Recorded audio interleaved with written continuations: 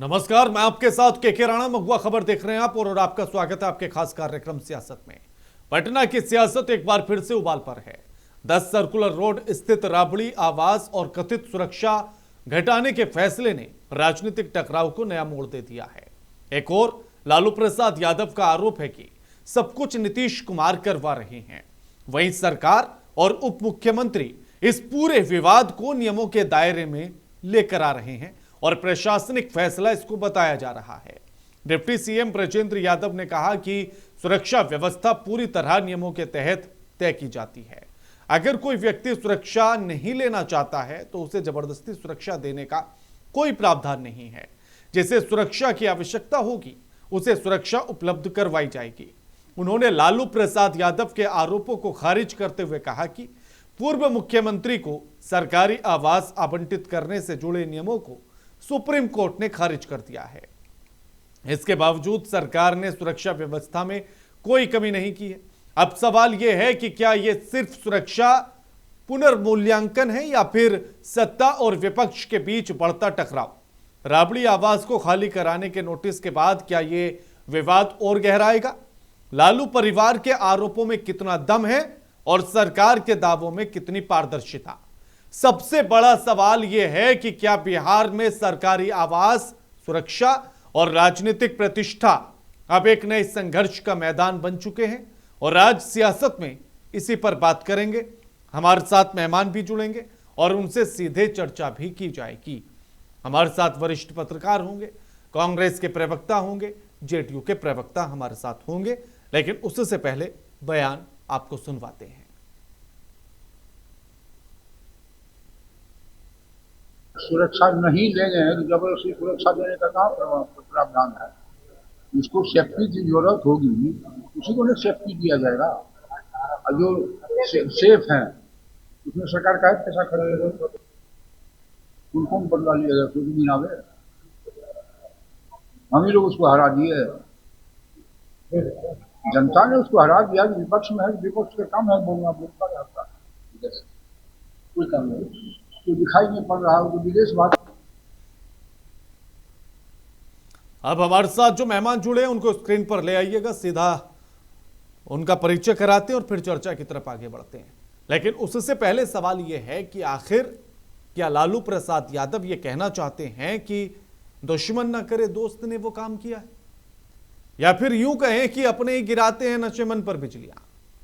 और क्या बिहार की सियासत में इस गीत की यही दोनों पंक्तियां सियासत के केंद्र में है क्या। आपको याद होगा कि पहले आरोप यह लगाया जा रहा था कि सम्राट चौधरी ये सब कुछ करा रहे हैं।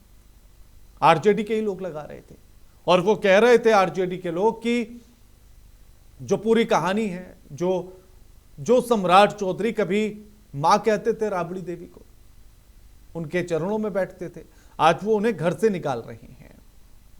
और अब लालू प्रसाद यादव कह रहे हैं कि जो करा रहा है वो सब नीतीश करा रहा है।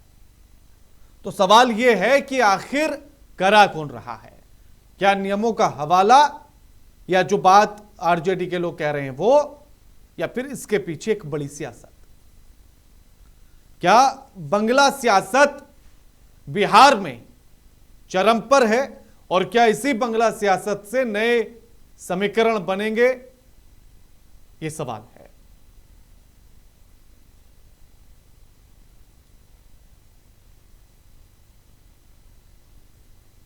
अब हमारे साथ शरीफ और अंग्रेज जुड़ गए हैं, प्रवक्ता हैं कांग्रेस के। शरीफ साहब, स्वागत है आपका महुआ खबर पर। शरीफ साहब, देखिए, जो लगातार बात कही जा रही है, आरजेडी वाले पहले कह रहे थे कि सब कुछ सम्राट चौधरी करा रहे हैं, अब लालू प्रसाद यादव कह रहे हैं कि नीतीश कुमार करा रहे हैं, और सत्ता पक्ष कह रहा है कि सब कानून और नियमों के तहत हो रहा है, प्रशासनिक स्तर पर हो रहा है। कैसे देखें, कैसे समझें शरीफ जी? जा रही है आपको? जी जी देखिए, लालू यादव जी, आदरणीय लालू यादव जी जो बात बोल रहे हैं बहुत ही सुलझा बात बोल रहे हैं। शरीफ साहब, आपकी तरफ से माइक के साथ साथ स्पीकर भी ऑन है, इसलिए आपकी आवाज बीच बीच में ब्रेक होकर आएगी। आपको अपना स्पीकर ऑफ करना होगा नहीं तो फिर वो आवाज रिपीट होकर आएगी तो फिर आपकी ऑडियो ब्रेक होगी।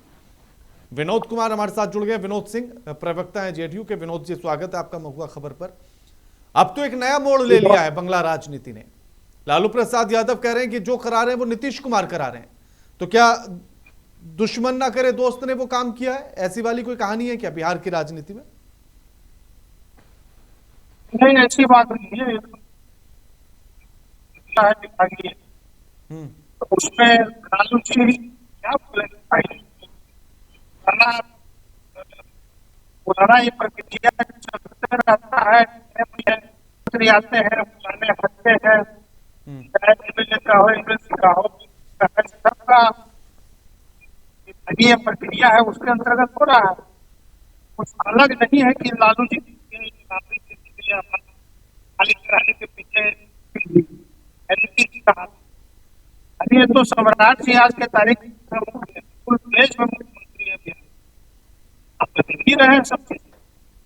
तो लालू जी तो गलत बात है। के पीछे लगे हुए हैं, ऐसी कोई बात नहीं। लेकिन पहले आरजेडी वाले आरोप लगा रहे थे कि ये सब कुछ सम्राट चौधरी करा रहे हैं। अब कह रहे हैं कि नीतीश कुमार करा रहे हैं। तो करा कौन रहा है? क्या कोई बड़ी सियासत बंगला के भीतर से ही निकलेगी क्या?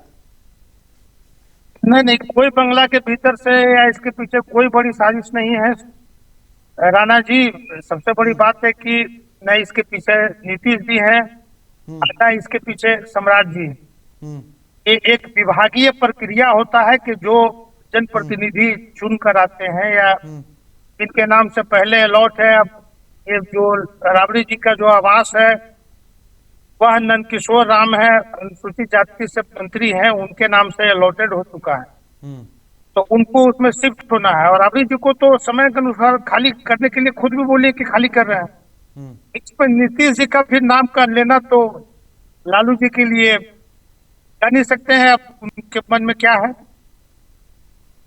तो कहीं ऐसा तो नहीं कि चुपके से जाकर नीतीश कुमार ने बोल दिया हो कि जरा परेशान करिए, निकालिए घर से बाहर? बात नहीं है राणा जी। नीतीश जी क्यों बोलेंगे? नीतीश जी और लालू जी एक दूसरे के सहयोगी रहे हैं, क्यों ऐसा बोलेंगे? वो आवाज खाली करने से नीतीश जी को कुछ विशेष उसमें या जदयू को कुछ विशेष उसमें लाभ मिलने की बात नहीं है। एक सतत प्रक्रिया होता है। विरोधी खाली हो रहा है उनका, खाली तो करना ही कुछ मिल जाता है। विरोधी परेशान हो जाए इसी में बहुत कुछ मिल जाता है राजनीति में। तो ये सब दूसरे लोगों को मिल सकता है, नीतीश जी को व्यक्तिगत देने वाला है। ऐसा सोच मानसिकता नहीं कि किसी का आवास खाली करवा देना। नीतीश जी हमारे साथ बात नहीं है। कर्णेश जी हमारे साथ जुड़ गए। कर्णेश जी, स्वागत है आपका, वरिष्ठ पत्रकार हैं।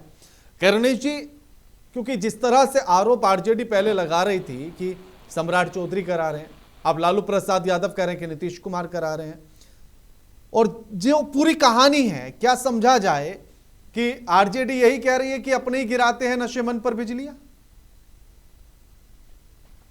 देखिए, लालू जी कह रहे हैं, ठीक ही कह रहे हैं। जब 2025 में नीतीश कुमार मुख्यमंत्री बने थे तब दो बार नोटिस नीतीश कुमार पहले भेजे थे, और सम्राट चौधरी तो 16 अप्रैल 26 को बने, इसके बाद 2 बार नोटिस भेजा गया है। तो शुरुआत इसकी नीतीश कुमार ने की थी, और नीतीश कुमार के ही सरकार में बांग्ला की राजनीति शुरू हुई थी। जिस बांग्ला 5 देश रत्न मार्ग है, इस पर 2017 में केस भी हुआ था, कोर्ट तक लोग गए थे। लेकिन अब बात विजेंद्र बाबू के सवाल पर उठाए हैं, तो विजेंद्र प्रसाद यादव विपक्ष में भी रहे और सत्ता पक्ष में भी रहे, तो आज उसी आवास में है जिस आवास में पहली बार रह रहे हैं। 36 वर्षों से एक ही आवास में रहने का रिकॉर्ड किसी का है तो वह विजेंद्र प्रसाद यादव का है। और विजेंद्र प्रसाद यादव और लालू जी के बीच क्या संबंध है सब लोग जग जाहिर है। नीतीश जी और लालू जी के बीच क्या संबंध है सब लोग जानते हैं। लेकिन नीतीश कुमार जी आज फैसले लेने की स्थिति में नहीं है।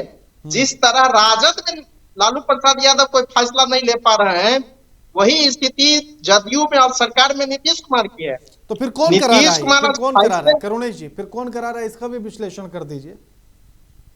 इसका एक सत्ता कर रहा है, वो एक बीजेपी का पूरा इशारा है और प्लानिंग के तहत ही हो रहा है। आने वाले दिनों में राजद और जदयू की नजदीकियां नहीं बढ़े, अभी ये जो ईडी और निगरानी की जो छापेमारी चल रही है, इसका भी पीछे एक बड़ा कारण है और ये पूरा सत्ता का प्रकरण है। देखिए ना, सम्राट चौधरी जब आए सत्ता में तब आवाज कोई मुद्दा ही नहीं रहा। जो मुख्यमंत्री के लिए, उप मुख्यमंत्री के लिए क्रमांकित आवाज था वह चला जाता है स्वास्थ्य मंत्री को। बिहार विधानसभा अध्यक्ष के लिए जो क्रमांकित आवाज है वो चला जाता है सहकारिता मंत्री को। और इसी सरकार में कई सांसद, जिसको दिल्ली में आवाज मिला है उसको पटना में आवाज मिला है, और लालू प्रसाद की आवाज पर एक राजनीतिक सियासत करना है, और सियासत के कारण यह आवाज खाली कराया जा रहा है और मुद्दा कुछ नहीं है। रंगरेज जी सुन पा रहे हैं क्या? हाँ हाँ बोलिए ना, सुन रहे हैं। हाँ नहीं, रंगरेज या तो आपको कान में ईपी लगाना होगा, वरना ऑडियो डिस्टर्ब रहेगा, आपकी तरफ से आवाज नहीं आ पाएगी, फिर ऑडियो डबल आएगा, जो मैं बोल रहा हूँ डबल आ रहा है, फिर जब आप बोलेंगे तो आपकी आवाज भी डबल आएगी। या फिर उस ऑडियो को एक बार जरा पीसीआर थोड़ा सा बताइए ना रंगरेज जी को कि कैसे करना होगा, क्या होगा, एक बार बताइए जरा उनको। विनोद जी देखिए, करुणेश जी तो ये कह रहे हैं कि नीतीश कुमार तो किसी स्थिति में ही नहीं है कि वो निर्णय ले सके, कोई फैसला ले सके, तो यानी कि जो लालू प्रसाद यादव कह रहे हैं वो बात एकदम डिनाई हो जाती है। हमारे भाई क्या कह रहे हैं, सच्चाई ये है राणा जी की नीतीश जी का कभी ये सोच नहीं रहा है कि किसी भी विपक्षी या विपक्ष के लोगों को परेशान करना या बंगला खाली कराना या उनको किसी भी तरह से परेशान करना, ये नीतीश जी का कभी सोच ही नहीं रहा है। हाँ, आज अगर राबड़ी जी का खाली हो रहा है तो इसमें बवाल करने वाली क्या बात है भाई? उनको अब किसी दूसरे के नाम से अगर बंगला अलॉट होता है, सबको होता है, आज ये है, कल वो है, परसों वो है, अगर खाली करना है तो इसमें कोई परेशानी वाली तो बात है नहीं है, वो आराम से खाली भी कर रही है। बिल्कुल। तो खाली करते समय अगर कुछ और भी उसमें से कुछ सामान वगैरह कुछ अगर जा रहा होगा तो उसको अगर ढकने का प्रश्न उठ रहा है, तो ये तो अलग प्रश्न हो जाएगा कि हाँ भाई कुछ और उसमें पिकअप गाड़ी में सामान लदा के जा रहा हो, तो वह इस तरह से बोलने के बाद उसका जांच नहीं हो या बंगला का फिर जांच नहीं हो, या सम्राट चौधरी जांच नहीं कराया, लेकिन सम्राट चौधरी तो भाई इस पर और विभाग भी गौर करेगा कि और भी कुछ जा रहा है क्या वो पिकअप वैन में। नीतीश जी का ऐसा सोच नहीं रहता है राणा जी। रंगरेज जी इस पूरी कहानी को कैसे समझे कि आखिर ये मुद्दा इस तरह से उठना, इस पर फिर राजनीति होना, फिर आरजेडी का ये कहना कि हम तो यहीं पर रहे, हमारी यादें यहीं पर हैं, फिर उसी के लिए अड़िग हो जाना, क्या एक बड़ी सियासत इसके पीछे है क्या? देखिए, आवास पर तो बिहार में 2017 से राजनीति हो रही है। जब नीतीश कुमार महागठबंधन से अलग हो गए थे 2017 में, तो 5 देश रत्न मार्च सहित राजद कोटे के जितने मंत्री थे सबको खाली करने का नोटिस दिया गया। बिल्कुल। फिर जब चले गए 2020 में सुशील मोदी हटे उप मुख्यमंत्री से, तारकिशोर प्रसाद बने तो सुशील मोदी को खाली कराया गया। 2022 में तेजस्वी प्रसाद यादव बने उप मुख्यमंत्री, तब तारकेश्वर प्रसाद को खाली कराया गया। 2024 में सम्राट चौधरी बने उप मुख्यमंत्री, तो फिर तेजस्वी प्रसाद यादव को खाली कराया गया। राजनीति तो बंगला पर नीतीश कुमार से ज्यादा कोई कर भी नहीं किया है। आज ही बिहार में या कहिए पटना में नीतीश कुमार इतना तो बदले की राजनीति कोई करता ही नहीं है। आपके खिलाफ है तो खिलाफ है, आपके पक्ष में इस तरह की राजनीति लालू प्रसाद नहीं करने के लिए जाने जाते। नीतीश कुमार तो बदला लेने के लिए जाने जाते हैं, इनकी राजनीति ही यही रहे हैं। सिर्फ 5 देश रत्न मार्ग को आप 2017 से 2024 तक उठा कर देख लीजिए, और पहली बार तो नीतीश कुमार जब मुख्यमंत्री फिर से बने 2025 में, तो 10 सर्कुलर खाली करने का नोटिस दिया, शपथ ग्रहण के 1 सप्ताह के अंदर दिया था। उस समय और आज के नीतीश में काफी कुछ बदल गया है, लेकिन बंगले पर राजनीति 10 सर्कुलर रोड खाली कराने की राजनीति शुरुआत नीतीश कुमार ने की। आज सम्राट चौधरी उसको आगे बढ़ा रहे हैं। और जिस तरह राबड़ी देवी ने कहा था कि हम खाली नहीं करेंगे, उसको इस फैसले पर अडिग रहना चाहिए था, उसका वोटर इससे चार्ज होते, लेकिन वे अपने फैसले से पीछे हट गई है, अब समय मांग रही है। यह दुखद है राबड़ी देवी के लिए, जो बोलती कभी कुछ है कभी कुछ। राबड़ी देवी कुछ बोलती है, लालू जी कुछ बोलते हैं। जो फैसला लिए थे कि नहीं खाली करेंगे तो नहीं कीजिए, और सरकार ने जब सम्राट चौधरी की सरकार बनने गई लेकिन अगर तो नियमों बंगला के नीति तहत है, बदल गई।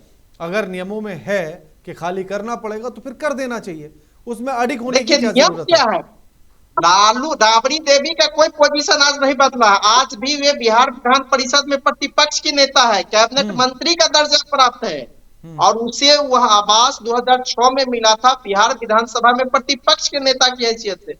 आज भी वे प्रतिपक्ष की नेता है, उसके हैसियत में कोई बदलाव नहीं हुआ है।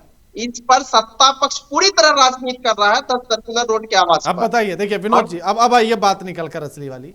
अब बताइए ना कि जब पद नहीं बदला, जब डेजिग्नेशन चेंज ही नहीं हुआ, तो फिर अब आप क्यों बंगला चेंज कराने पर लगे हैं कि अब इस वाले में नहीं इस वाले में रहिए आप? नहीं देखिए राणा जी, अब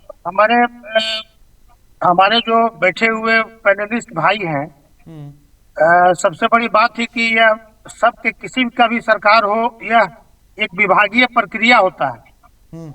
और कोई भी ये मंत्री पुल का बंगला है वो जिसमें राबड़ी जी रहती हैं, अगर वो किसी दूसरे मंत्री के नाम पर अलॉट हो गया है, विभाग किया है, उसमें नीतीश जी का या सम्राट चौधरी का कोई रोल नहीं। यह विभाग करता है, तो विभाग अगर अलॉट किया है तो उसमें राबड़ी देवी, तो मैं पहले भी इस विषय पर आपके यहाँ डिबेट हुआ था चैनल में, तो मैं बोला था कि भाई राबड़ी जी स्वतः देखिएगा समय पर खाली करके चले लेकिन गए। एक बात बताइए ना, खाली करके जा भी रही है। 2006 में कोई बड़ा 2006 में कोई बड़ा वो इशू बंगला नहीं है किसने राणा दिया जी। था उनको? 2006 में वो बंगला किसने दिया था उनको? 2006 में अगर बंगला मिला है उनको, तो जो वर्तमान सरकार नीतीश जी की होगी तो मिला होगा उनको। हाँ, तभी तो कह रहे हैं, तो नेता लेकिन प्रतिपक्ष के तौर पर ही वो बंगला उनको मिला था 2006 में। लेकिन आज अगर भवन निर्माण विभाग अगर किसी दूसरे मंत्री को, जो अनुसूचित जाति से आते हैं, नंदकिशोर राम जी, उनको अगर अलॉट हो चुका है, वह तो विभाग का प्रक्रिया है ना। इसमें किसी का कोई पीछे लगने वाली बात है नहीं कि हाँ नीतीश जी का रोल है या अब ऐसा सम्राट थोड़ी ना चौधरी कि जो विभाग बिना सरकार को कुछ बताए काम कर लेता होगा या मंत्री जी को बताए काम कर लेता होगा। तो इसमें कोई द्वेषपूर्ण कोई सोच नहीं है। नहीं, बात अगर द्वेषपूर्ण ही सोच नहीं, है बात तो ये है कि राबड़ी जी को आखिर फिर आगे बढ़ना चाहिए। अगर 6 में नेता प्रतिपक्ष के तौर पर आपने उनको बंगला दिया था, अभी तो अब क्या बदल गया? अभी तो चल रहा था, अभी तो चल रहा था, राणा जी की सारा सुरक्षा भी हटा दिए हैं। हाँ, तो देखिएगा कि बंगला भी खाली कर देंगे और सुरक्षा भी ले लेंगे। आप खुद ही आपके चैनल पर फिर आप इस विषय पर आप चर्चा बैठाइएगा और चर्चा होगा कि देखिए कि सुरक्षा भी ले लेंगे और बंगला भी खाली कर देंगे। यह कोई ऐसे ही इनका प्रयास यही था, मात्र एक प्रयास था कि इस विषय पर इनके पार्टी के कार्यकर्ता और